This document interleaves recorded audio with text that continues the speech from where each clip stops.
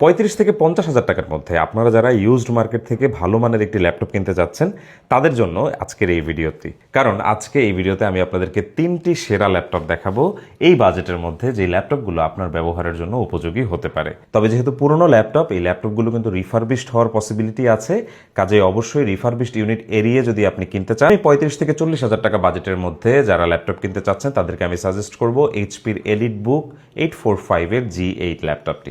এই ল্যাপটপটিতে প্রসেসর হিসেবে থাকছে Ryzen 5 Pro, যেখানে রেডিয়ানের ইন্টিগ্রেটেড গ্রাফিক্স আছে, সাথে আপনি পেয়ে যাবেন 16 জিবির একটি 3200 মেগাহার্টজের র্যাম। এই ল্যাপটপটিতে M.2 এর SSD আছে, যে কারণে আপনি ব্যবহার করতে গেলে এই ল্যাপটপটি স্লো হওয়ার একদমই সম্ভাবনা নেই। এর সাথে সাথে এখানে 14 ইঞ্চের একটি FHD ডিসপ্লে আছে, যেটা একটা IPS ডিসপ্লে, এবং এখানে অ্যান্টি গ্লেয়ার আছে, যে কারণে আউটডোর এনভায়রনমেন্টে বা ইনডোরে লাইটের রিফ্লেকশন আপনি খুব কম পাবেন। এর সাথে সাথে এই ল্যাপটপটিতে Wi-Fi 6 আছে, ব্লুটুথ 5 আছে, এবং এখানে একটা ফিঙ্গারপ্রিন্ট সেন্সরও রয়েছে। তবে এই ল্যাপটপটি ওপেন করলে ভেতর দিকটা দেখলে আপনার কাছে একটু পুরনো মনে হতে পারে। তবে যারা পারফরমেন্সের জন্য বাজেটের মধ্যে ল্যাপটপ কিনতে চাচ্ছেন তাদের জন্য এটা একটা খুবই ভালো ল্যাপটপ হবে বলে আমি মনে করি। পর্যাপ্ত পরিমাণে পোর্টসও অ্যাভেলেবল আছে এই ল্যাপটপটাতে। আপনি HDMI পোর্ট পেয়ে যাবেন, USB পোর্ট পেয়ে যাবেন, এমনকি USB-C পোর্টও এখানে পেয়ে যাবেন। বর্তমানে এই ল্যাপটপগুলো রিফারবিশড ইউনিট দিয়ে বাজারটা ভরে গিয়েছে, কাজেই কেনার আগে অবশ্যই একটা অথেন্টিক শপ থেকে কিনবেন, যাতে করে আপনি রিফারবিশড ল্যাপটপ কেনা থেকে এড়িয়ে যেতে পারেন। আমাদের এই লিস্টে সেকেন্ড ল্যাপটপটি হচ্ছে সারফেস ল্যাপটপ 3। আমরা যারা উইন্ডোজের ল্যাপটপের মধ্যে ম্যাকবুকের বিল্ড কোয়ালিটি চাই তাদের জন্যই মূলত এই ল্যাপটপটা। এই ল্যাপটপটা সবকিছুই আমার ভালো লাগে, তবে একটা জিনিসই ভালো লাগে না, সেটা হচ্ছে এই ল্যাপটপটার ডিসপ্লের অ্যাসপেক্ট রেশিও। 3:2 অ্যাসপেক্ট রেশিওতে এই ডিসপ্লেটা তৈরি করা হয়েছে, যেটা আমার কাছে ব্যক্তিগতভাবে ভালো লাগে না। তবে মজার ব্যাপার, এই 3টা ল্যাপটপের মধ্যে এই ল্যাপটপটিতেই শুধুমাত্র টাচ ডিসপ্লে আছে, এছাড়া আর কোনোটাতেই কিন্তু টাচ ডিসপ্লে নাই। কাজেই যারা টাচ ডিসপ্লে ল্যাপটপ চান তাদের জন্য কিন্তু surface laptop 3 will be the best option. এই ল্যাপটপটাতে পারফরমেন্সের জন্য আছে 10 জেনারেশনের একটি ইন্টেল চিপসেট। এটা কোরাই 5-এও আসে, আবার কোরাই 7-এও আসে, তবে কোরাই 7-এরটার দাম একটু বেশি হবে। গ্রাফিক্স হিসাবে এখানে আইরিসের গ্রাফিক্স ব্যবহার করা হয়েছে, যা হাই ইন্টেন্সিভ কাজের ক্ষেত্রে খুব একটা ভালো না। আপনি যদি খুব হাই লেভেলের গ্রাফিক্সের কাজ করেন সেক্ষেত্রে হয়তো এই ল্যাপটপটা আপনাকে ভালোভাবে সাপোর্ট দিতে পারবে না। এখানে অমনিসনিকের ডলবি স্পিকার ব্যবহার করা হয়েছে, যা খুব সারাউন্ডের একটা ক্রিস্প সাউন্ড জেনারেট করতে পারে, কিছুটা ম্যাকবুকের সাউন্ডের মতো বলতে পারি আমরা। তবে এই ল্যাপটপটা যারা কিনবেন তাদেরকে আগেই বলে রাখি যে এই ল্যাপটপগুলো যদি কোনোভাবে নষ্ট হয় তাহলে এগুলো কিন্তু রিপেয়ার করা একটু ভেজালের। যদিও সারফেস খুব একটা নষ্ট হয় না, বাট নষ্ট হলে বেগ পোহাতে হতে পারে, সেটা আপনাদেরকে একটু অ্যালার্ট করে রাখলাম। আমাদের এই লিস্টে থার্ড ল্যাপটপ হিসেবে আমরা রেখেছি ম্যাকবুক 2017 প্রো এর ল্যাপটপটিকে।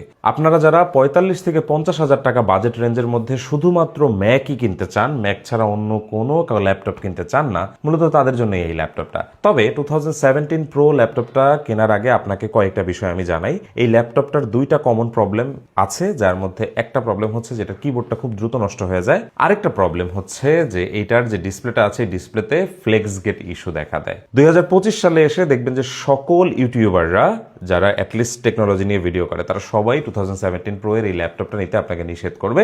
সবাই আপনাকে বলবে যে অ্যাটলিস্ট M1 সিলিকনের ল্যাপটপ বা অ্যাপল সিলিকনের যে কোনো একটা ল্যাপটপ কেনেন। তবে যারা কোনোভাবেই বাজেট বাড়াতে পারছেন না এবং ম্যাকবুকই প্রয়োজন হবে, তাদের জন্য এই ল্যাপটপটা হতে পারে একটা ভালো চয়েস। তবে কেনার আগে এই বিষয়গুলো একটু চেক করে নেবেন, যাতে কিবোর্ডটা ওয়ার্কিং থাকে, এর পাশাপাশি ডিসপ্লেতে যাতে ফ্লেক্স গেট ইস্যু না থাকে। এই ব্যাপারগুলো বাদ দিলে কিন্তু এই ল্যাপটপটা খুবই দারুণ একটা ল্যাপটপ, কারণ এই ল্যাপটপটায় আপনি কোরাই 5 বা কোরাই 7 এর একটা চিপসেট পেয়ে যাচ্ছেন। এর পাশাপাশি 13 ইঞ্চের একটি রেটিনা ডিসপ্লে পেয়ে যাচ্ছেন, যেটা P3 কালার গ্যামেট সাপোর্টেড। এর পাশাপাশি এখানে আইরিসের ইন্টিগ্রেটেড গ্রাফিক্স পেয়ে যাবেন। সাধারণত সারফেসটা যেরকম পারফর্ম করবে গ্রাফিক্স রিলেটেড কাজে, ঠিক একই রকম পারফরমেন্স আপনারা ম্যাকবুকটা থেকেও পাবেন, হয়তো ম্যাকবুকে কিছুটা বেটার পেতে পারেন। এই ল্যাপটপটাতে কিন্তু ফিঙ্গারপ্রিন্ট সেন্সর থাকছে না বা ফিঙ্গারপ্রিন্ট রিডার থাকছে না, তাই আনলক করার জন্য কিন্তু আপনাকে ম্যানুয়ালি পাসওয়ার্ড ইউজ করতে হবে। এই ল্যাপটপটাতে কিন্তু পোর্ট জটিলতাও আছে, মাত্র 2টা USB-C পোর্ট পেয়ে যাবেন আপনি বাম পাশে, আর ডান পাশে একটা হেডফোন জ্যাক পেয়ে যাবেন। বাট বিল্ড কোয়ালিটির দিক থেকে এই ল্যাপটপটা কিন্তু এই 2টা ল্যাপটপের থেকে অনেক বেশি এগিয়ে থাকবে।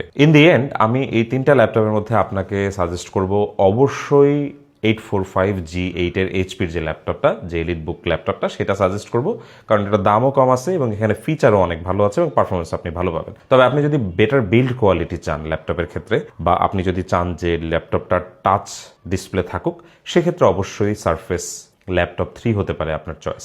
আর যারা ভালো বিল্ড কোয়ালিটি চাচ্ছেন এবং ম্যাকবুক কিনতে চাচ্ছেন, ম্যাকের অপারেটিং সিস্টেম বা অ্যাপেল ইকোসিস্টেমে থাকতে চাচ্ছেন, তারা ম্যাকবুকের 2017 প্রো এর ল্যাপটপটা নিতে পারেন। তবে মনে রাখবেন 3টা ল্যাপটপেরই কিন্তু রিফারবিশড ইউনিট বাজারে আছে, কাজেই এ ধরনের রিফারবিশড ল্যাপটপ কেনার আগে একটু সাবধানতা অবলম্বন করবেন এবং আমাদের চ্যানেলটিকে সাবস্ক্রাইব করে রাখুন ভবিষ্যতে এরকম বাজেট রেঞ্জে আরও ল্যাপটপ কিংবা মোবাইল ফোনের ভিডিও দেখার জন্য। সবাই ভালো থাকবেন, দেখা হবে পরবর্তী ভিডিওতে। আল্লাহ হাফেজ।